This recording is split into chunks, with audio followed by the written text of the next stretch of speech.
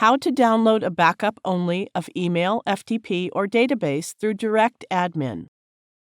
We assume you have already logged in to your DirectAdmin account. Now go to the Advanced Features section and click the Create Restore Backups icon. This is the main backup interface, where you can select specific portions of your account to back up. You can also select the specific domain from here. Leave it checked if you want anything in your backup.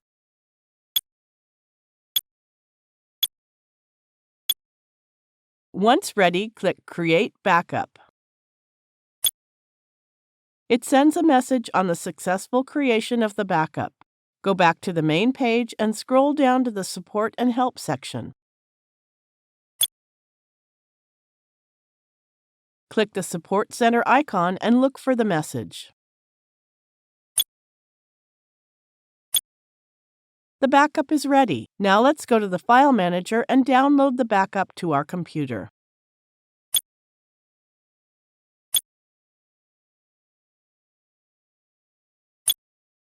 To download the backup, open the Backups folder and look for the downloaded backup file.